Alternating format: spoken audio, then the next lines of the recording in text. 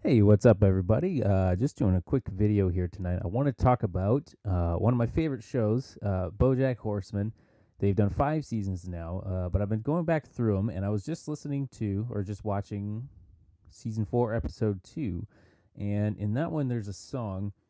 Um, Basically, the episode is a flashback episode, so it's set in 1944, and there's a song in there that's kind of meant to be like a contemporary song. It's supposed to be like a sort of Tin Pan Alley kind of show tune, sort of tune. And I just want to play a bit of it here because we're going to critique it.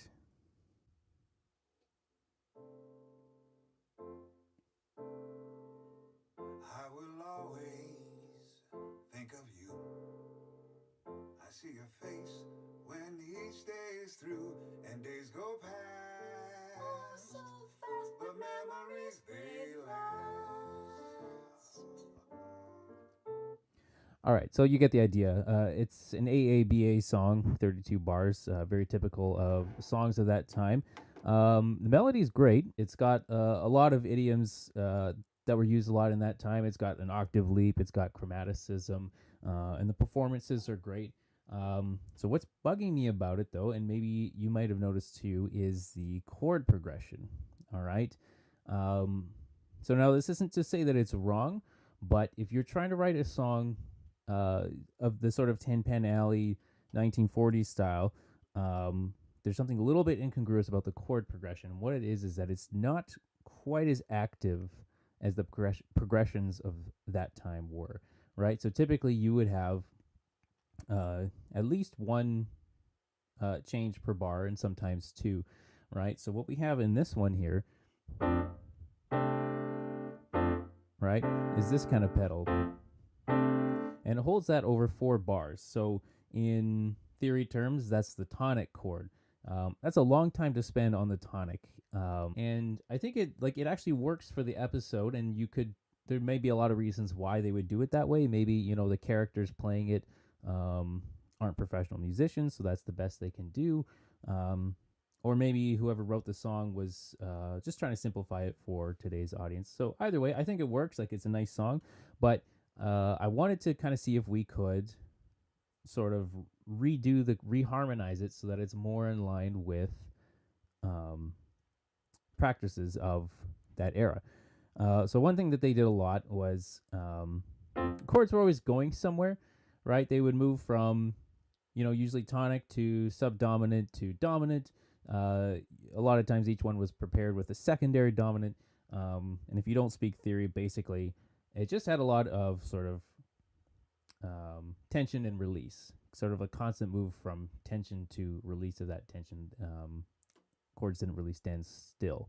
So let's take the first part of that, right? I will always think of you. Da, da, da, da, da, da. Sorry, I don't have the lyrics in front of me, but you get the idea.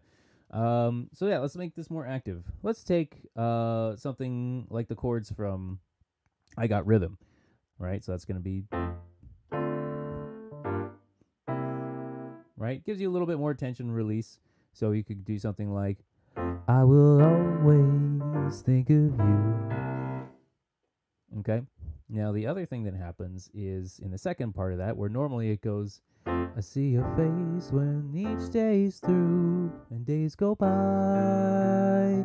Okay. So when we go to this chord, days go by, what we really want to do is prepare that, okay? It's pretty uncommon to go straight from this one chord here to the by without doing some kind of either diminished chord or some secondary dominant. So let's do that. So easiest thing to do is we could go, I see your face when each day's through and days go by. But we can prepare that even more, and we'll do that with something called sequential dominance. Again, if you don't speak theory, don't worry about it.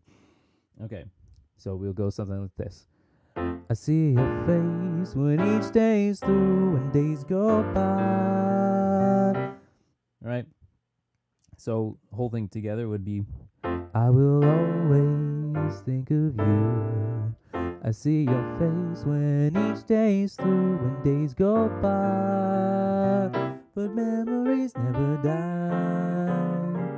Okay, So when you compare that with what we had before, I will always think of you. Right? It's just a bit more active. It goes somewhere, right? I'm not saying it's better. I'm just saying that it's more in line with what you would see with songs of that time. And I did change the one melody note there to fit the chord da da da instead of going da da da. You can debate which one's better. All right, let's go on to the bridge here.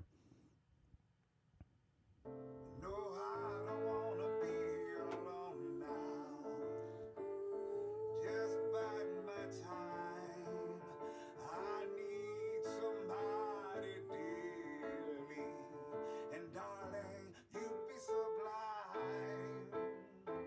Spring.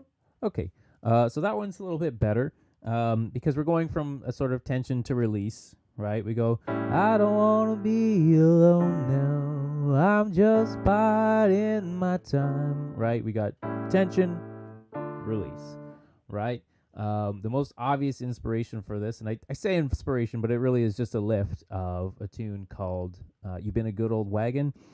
Covered by Bessie Smith, does a really good job. Also, check out Dave Van Ronk, a folk singer who does a great job of that tune, basically covering the Bessie Smith version on his folk singer album, right?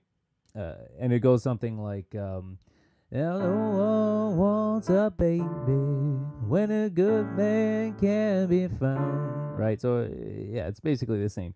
So yeah, the chords there are fine. If there was a criticism, you could say, well, you could prepare this chord. You could even do a sort of preceding subdominant chord in that minor key there.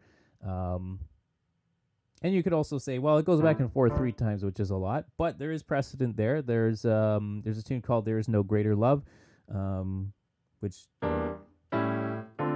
does that. So if you wanted there to make it a bit more active, you could add a chord before this one. So instead of going, I don't want to be alone, you could go, well, I don't want to be alone now. I'm just biding my time. I need somebody dearly, and darling, you be divine. You could do that. The other thing you could do is we could use the sequential dominant pattern that is used in I Got Rhythm as well. And then, so basically you would do one chord every 2 bars instead of, going back and forth every bar. And then that would sound like this. I don't want to be alone now. I'm just biding my time. I need somebody dearly. And darling, you be sublime. I like the first one better. I think that, because the lyrics are kind of reflecting a longing, a kind of sadness, I think that the staying in minor land there makes more sense, right? I don't want to be alone now. I'm just biding my time. I need somebody dearly. And darling, you'd be sublime. Right? That sort of turnaround, we finally get a non-minor chord there. You'd be sublime as we kind of pivot back to major, as the lyrics sort of present the solution to this loneliness, right? So I think thematically that would work better.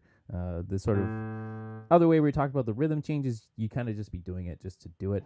So yeah, that's what I think we do. All right, let's finish out the song. Up and down. I keep trying to escape this town. And I just might. I'll take flight. Maybe tomorrow, not tonight.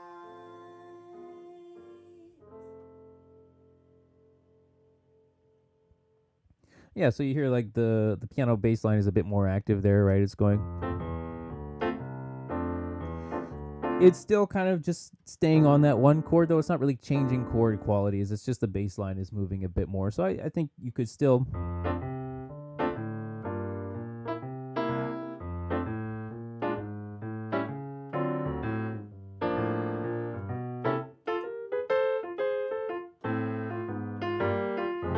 right? Yeah, and then at the end too, they really lean into that. Don't get around much anymore. Don't get around much anymore. Maybe tomorrow, not tonight. Yeah, that's all I got. Let me know what you think. Let me know if I'm wrong. If you used to teach me, and if I used to pay you to teach me, let me know where I've gone wrong here. I'd love to hear from you.